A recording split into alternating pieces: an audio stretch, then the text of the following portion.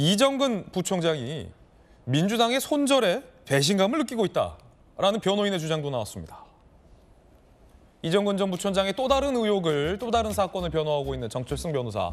이정근, 민주당의 노골적 꼬리 자르기에 배신감을 느낀다. 앞으로 어떤 일 벌어질지 잘 모르겠다. 야, 이거 어마어마한 이야기로 들리는데요. 앞으로 어떤 일이 벌어질지 잘 모르겠다.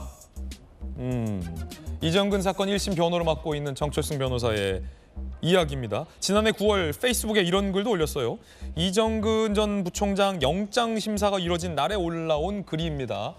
만약 이정근 위원장이 구속된다면 민주당에 피바람이 불 것이라는 사실만은 미리 알려준다라는 경고가 나왔었는데 구속이 됐고 민주당에는 비슷한 바람이 불고 있죠. 지난해 9월부터 이미 모든 것을 알고 있었던 변호사, 이정근의 변호사가 경고를 올렸고 폭로가 이어졌고 민주당에 난리가 난 상황. 배신감을 느낀다. 김영주 의원님, 네. 민주당의 선배 국회의원이시니까 이정근 전 부총장이 느낀다는 배신감, 그리고 저 변호사가 말하는 손절, 이 어떤 대목으로 보아야 되죠? 사실은 참 말씀드리기 참 어려운 얘기지만 네. 그 송영길 대표가 왜 2번 이상 떨어졌느냐라는 네. 태도의 문제죠. 한편으로 보면 물론 민주당 전체가 그런 꼬리 자르기 했다는 그런 부분도 있지만 송영길 대표의 스타일이 자기가 급할 때는 막 여기저기 요청하고 자기가 마치 그 자리에 가고 나서는 다른 사람들의 도움에 대해서는 내몰라라 하는 그런 스타일이 있단 말이죠. 그런 부분에 대해서 훨씬 더 아마 이정근 사무부총장이 사무부총장 될 때도 사실은 쉽지 않았고, 그러니까 일하는 과정과 일이 끝난 차이의 어떤 배신감, 그런 것들이 잠재해 있을 수도 있었다라는 생각이 들고요. 예. 또 그런 의미에서 이 일이 일어나자마자 처음에 사실은 송영길 대표가 한 일성도 그런 거 아니겠습니까?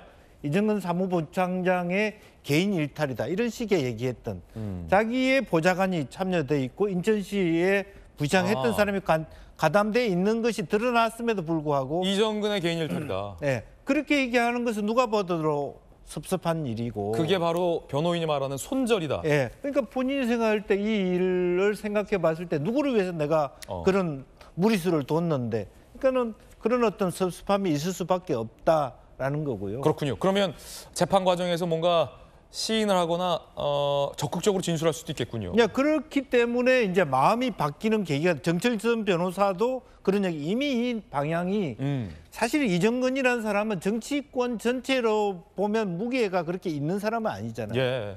근데 이게 내관이 됐을 때 이정근의 마음 하나로 전체 우리 당의 핵심 인물들이 단순히 송영길뿐만 아니라 노영민 이야기도 이미 나왔고, 더 나아가서는 이재명 대표까지 칼끝이 갈 것이다라는 얘기를 예측하고 있잖아요.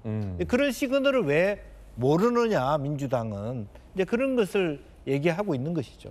민주당의 손절에 배신감을 느낀다. 김영주 의원께서는 송영길 전 대표가 소위 선을 긋는 것에 대한 배신감일 수 있다는 분석을 내주셨습니다.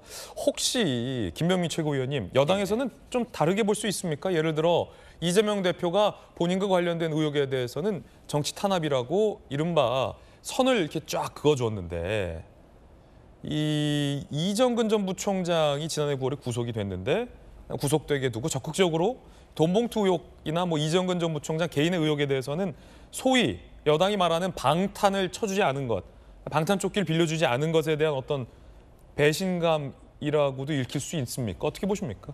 손절에 손절이 연속되고 있다, 저는 이렇게 생각합니다. 손절에 손절이요? 그러니까 지금 이정근 부총장에서 손절을 한 거 아닙니까?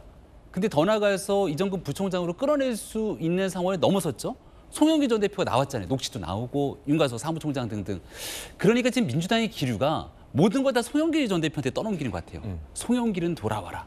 송영길은 탈당해야 되는 것 아니냐. 송영길은 정계 은퇴해야 되는 것 아니냐. 이 얘기를 들으니까 송영길 전 대표만 되게 나쁜 사람이고 민주당 나머지는 문제가 없는 것처럼 들리잖아요. 예. 근데 지금 문제는 송영길 전 대표 당선시키려고 전당대회 돈 봉투를 마련했다는 것을 부인하기 어려울 겁니다. 돈을 여기저기 끌어왔다는 녹취들이 있으니까요. 그리고 이제 그 돈을 누구한테 전달했는지에 대한 여러 설들이 난무하고 있지만 이걸 입증하는 것이 쉽지는 않은 일이거든요. 그럼 송영길 전 대표로 딱 끌어내려고 하는 모습을 보이는 것 아닌가 싶은데, 2021년 과거로 돌아가 보면 송영길 전 대표 당선으로 누가 가장 큰 이득을 얻었는가를 보면 대통령 선거 경선에서 송영길 전 대표의 편파적 경선 관리 때문에 가장 큰 이득을 얻었던 건 이재명 전 대표 아니냐. 이런 주장들이 나오거든요. 어제 나왔던 한 신문의 기사를 보니까 예. 언론에서 나왔던 게 막 되게 편파적이었다라는 민주당 의원들의 성토의 목소리들이 고스란히 담기더라고요. 고민해보니까 그 당시에 송영길 전 대표가 이심송심, 송이연대라는 표현까지 갖고 있었고 마지막에 이른바 중간에 사퇴한 사람들의 표를 어떻게 처리할지를 두고 이거를 이렇게 붙이고 저렇게 붙이는가에 따라서 이낙연 전 대표 혹은 이재명 대표에게 유불리가 바뀌게 되는데 누가 봐도 그 당시에 경선 시기부터 모든 것들을 다 이재명 대표에게 이른바 몰빵으로 몰아주는 것 같은 행동들을 보였다. 그래서 이낙연 캠프가 당시 굉장히 반발했었죠. 그러니까 지나고 나서 보면 아주 근소한 차이로 송영길 전 대표가 아니라 친문인 홍영표 의원이 만약에 당대표가 됐으면 역사가 바뀌는 거 아니에요? 이런 고민들을 할 수밖에 없는 거죠. 그러니까 이정근으로 꼬리 자르다가 안 되니까 송영길로 꼬리 자르는 것 아니냐라고 하는 주장들이 나오는 것 같고요. 한 가지 마지막 정리하고 싶은 건 이정근 부총장이 징역 4년 6개월 선고를 받았습니다. 1심에서. 검찰은 3년을 구형했거든요. 예. 다 모르쇠로 부인하고 막 돈 줬다는 사람까지도 본인이 이상하게 얘기하니까 재판부가 검찰의 구형보다 더 높은 형을 선고한 거예요. 자, 이거는 돈봉투랑 관련이 없습니다. 근데 이제 돈봉투 사건이 터졌는데 고민이 되지 않겠습니까? 여기서 또 다 드러난 녹취까지 있는데 이 모든 것들을 부인하면 4년 6개월에 얹고 얹으면 치명적인 상황이 되잖아요. 이정근 부총장이 과연 본인 스스로 꼬리 자르기로 끝낼 것인지 진실을 규명하게 될 것인지에 대해서는 본인이 갖고 있는 고민들에 따라서 나오기 때문에 죄수의 딜레마가 민주당의 시작이 되고 있구나 이런 생각이 듭니다. 이정근 전 부총장이 배신감을 느끼고 있다는 변호인의 이야기입니다. 손절은 누구로부터 손절당했다는 건지에 대한 정치적 상상력도 풍부해지는 대목이기도 합니다. 이정근 전 사무부총장이 범행을 부인하기엔 녹취록이 너무 많습니다. 들어보시죠. 윤관석은 오늘 만나서 그거 줬고 이렇게 봉투 10개로 만들었더만.